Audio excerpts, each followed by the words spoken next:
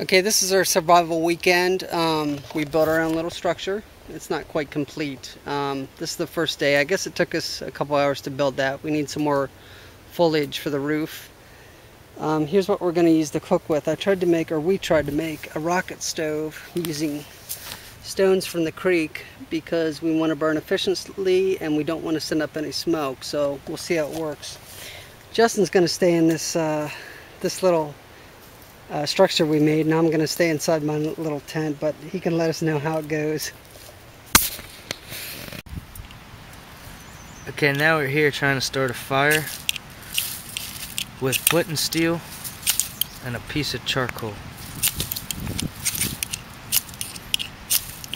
Why couldn't you catch me the first time when I really got it? There we go. There you go.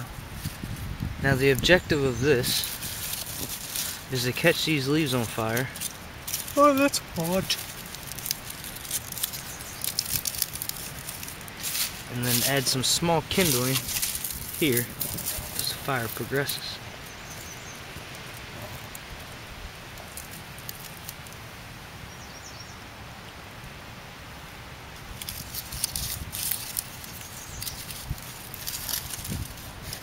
I should have brought that piece of paper.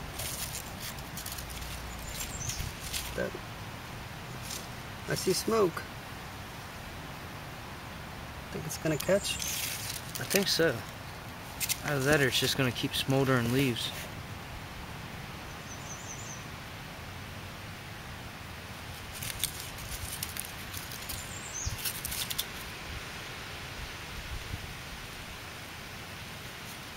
Maybe these aren't the best thing to try and...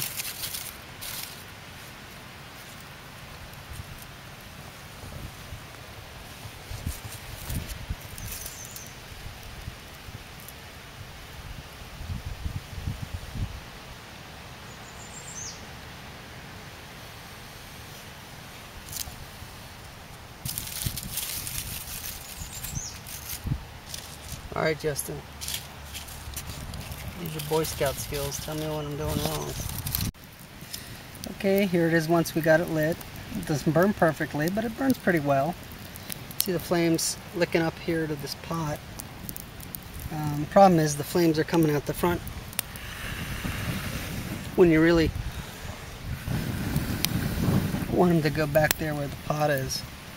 So my buddy there went to get a rock to stick over here so we can try to get the flames to go vertical under here. I think the problem is we don't have a good, we're not retaining enough heat in the stack.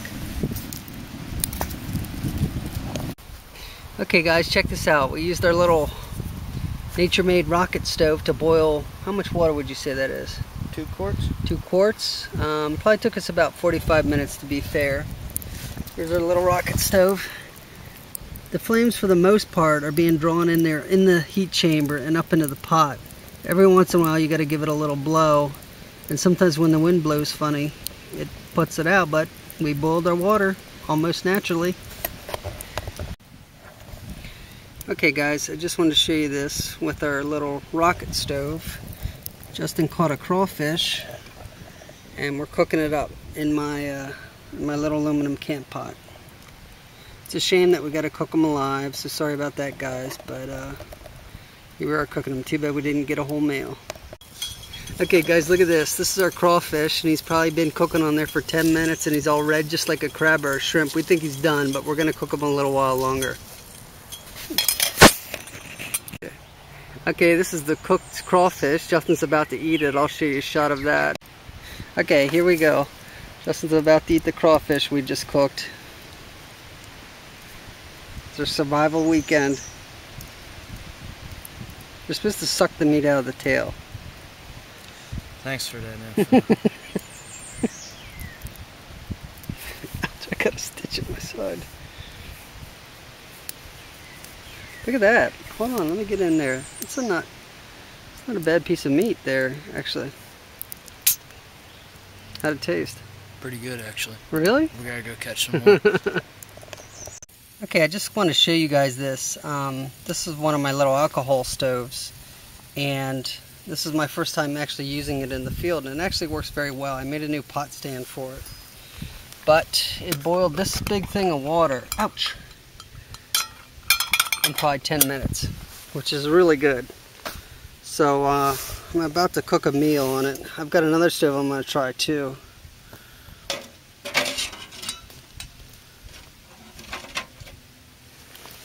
So I'm going to cook with this one as soon as that gets up to boil, but I just want to share with you guys. Okay, here's a different kind of stove I made. This is called a side burner chimney stove, and while it's not as efficient as the penny stove, it works. You see, we've got what I would call a small rolling boil there. We've got about 1.5 cups of water. It took us 7 minutes to get that water from mountain spring cold to boiling. So we'll see how long it burns from here on out, see how long it boils for. But this is a success. Not as good as my penny stove, not as efficient, but it works. And it's easier to light. Okay, I just wanted to show you, this is where we ended up last night. I actually made Justin put on his pack at about 11 o'clock. The spiders and the deer ticks were really bothering me. So we hiked in the woods about 11 o'clock at night, and we came here. So what we're going to do today is we're going to go back to our day camp, and we're going to do some stuff there. And before it gets dark, we're going to come back here and set up our tent on a pad. So we've gotten to experiment. We've done some things. Overall, it's been pretty successful. Okay guys, here's our lunch. We caught about 11 or 12 crawfish, and we're going to boil them up like we did last night. And this is going to be Justin and I's only lunch today. Okay, here's our cooked crawfish. We're about to eat them, and we'll let you know how they taste. You want to narrate, or do you want me to narrate? Are you recording? Yep. Alright, here's my first crawfish. Creaky. Not too bad though, right? It's gamey tasting. Alright. Okay, and here's the second night, and here we are back at our spot we're gonna spend the night at. We're gonna build a fire there later, and we're gonna sleep there, and we're boiling our water here on Justin's MSR rocket stove. So second and last night. Okay, after 2 nights in the woods, we're back to civilization. This is our 3rd day. I want to kind of go over some things I learned. So what we did is we were in the woods. We kind of did a hybrid between survival, backpacking, and camping. So the first day we were there, we didn't use any technology at all. We started a fire with char cloth and flint and steel. As you see in the video, I built my rocket stove out of rocks and mud, and that works really well. We could boil 2 quarts of water in about 45 minutes. We cooked all our foraging meals on that, which is just those crawfish you saw us eat. The first day we didn't eat a lot. About 10 o'clock, we each had a meal. I had one of those Mountain House freeze-dried prepackaged meals, which are actually really good, but since I haven't had that kind of meal in a long time, it really upset my stomach. I think Justin had bagels and some tuna fish or something like that, and plus he had that one crawfish he ate the first day. Now the next day we got up because we had moved at about 11 o'clock. I wimped out, and we hiked up a little bit, and we found tent pads along the Appalachian Trail, and we stayed there. Next day we got up and we used some technology. Justin fired up his MSR stove. We boiled 2 quarts of water. I boiled water on my little alcohol stoves, my little penny stoves that you saw, which actually the penny stove worked really good. The side burner chimney stove works to boil water, but I wouldn't count on it. You can actually cook a meal with that little penny stove that I have, and it's that actually worked out great. It's really light, and the fuel is Everclear, which we actually ended up using this to clean our hands and stuff and disinfect things. And I'll go over that a little bit in a little while. I want to go over this. This is called all-terrain herbal armor, and this is what I use for bug repellent. It's just got all natural stuff. And surprisingly, this actually worked. It doesn't smell, it has a smell, but it's kind of pleasant, and it didn't bother me, and the smell wore off very quickly. It didn't bother my sinuses, and pretty much everything bothers my sinuses.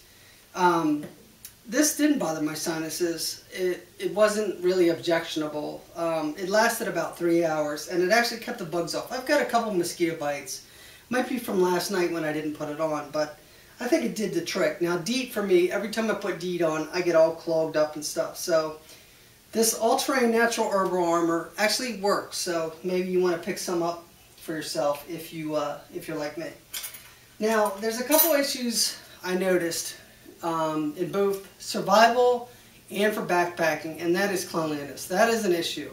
Now, my friend says when you backpack, you take these unscented sanitizing wipes and you wipe yourself down, and that makes a lot of sense in general, you know, when you're backpacking. But in a survival situation, I know you want to keep yourself clean, and the reason is if you get a cut or abrasion on your skin and you're dirty and you've got bacteria all over yourself, you could really get an infection.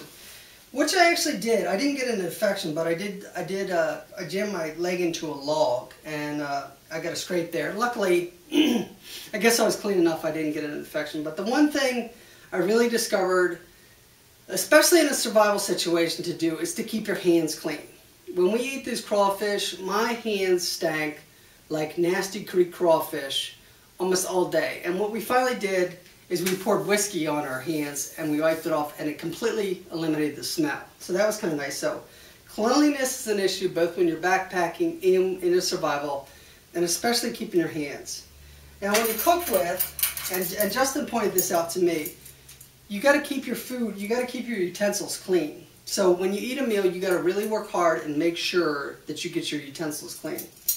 And I didn't, and I don't know, I didn't poison myself or anything, but the next day when I ate off this spoon, since I didn't clean it properly, it had a really metallic taste to it. And I thought it was this Koglin spoon, but apparently it's just because I didn't clean it, because after I cleaned it, it worked fine. Or didn't taste funny anymore. So the metallic taste wasn't coming from the actual silverware, it was coming from whatever dirt and crud and bacteria that was on it. Now I got this cheap set of aluminum pans that I brought with me to cook in, and I got them for 17 bucks. They're made in the USA. But the thing I noticed about it, this pan's got a rim around the outside. It's got a little lip here, and that is really hard to keep clean. So, keep yourself clean, keep your hands clean, keep your silverware. Make sure you clean it every time you're done with it. And make sure it's clean for the next time, because what will happen is, if you leave food on here, it'll get bacteria on there, and then you'll be eating bacteria. So, keep everything clean. We use this a lot to disinfect. You can disinfect yourself with it if you want. You can wipe yourself down. It'll dry out your skin, but it'll keep you clean. You can use it for fuel for the stoves. You can disinfect wounds. You can drink it if you want to have a good time. So those are just a couple issues. Other issues I had was moving my boughs in the woods, because the soil was really rocky. I couldn't dig a big hole, but it worked. It wasn't pleasant, but it worked. There was one of those shelters along the Appalachian Trail and had like a outhouse type thing, and it was absolutely disgusting. I used it once, and there was flies in there. It stank. And when not to be too descriptive, but when I sat down, I felt all these things hitting me on the butt, and when I stood up, a whole cloud of flies came out. So if I have my choice, I'd rather go in the woods somewhere and dig a hole. It's probably better for the environment if you go in that little hole, but it's pretty disgusting in there. So overall, I think everything works. Both Justin and I are woodsmen. He's definitely more of a backpacker than I am. I think as far as survival skills, we're about equal. I am really good at firecraft. I'm good at building stoves and efficiently burning with wood and figuring things out like that, like my penny stoves. I think I've got an edge on edible plants, although we didn't eat any, just because I've studied it recently. Justin's a hunter, so he knows about, you know, cleaning game and stuff like that. So I think together we work very well in a survival situation. One thing I would recommend is if you have two guys, split up. One guy does this task, the other guy does the other task. The reason we didn't do that is because we're both learning. But overall, it was a successful weekend. I'm personally glad to be back in civilization. I was glad to take a shower. Justin said he could have stayed there for 3 more days, but he's pretty hardcore. But it was a good time. We had a good time. We learned some things. We had some successes. Based on what we did, I think we could survive if we had to. Next time we go out in the woods, we'll practice some other things. We have some other things we want to practice, like figure 4 deadfalls and trapping and stuff like that. But that's for another day, and we had a good time, and thanks for watching.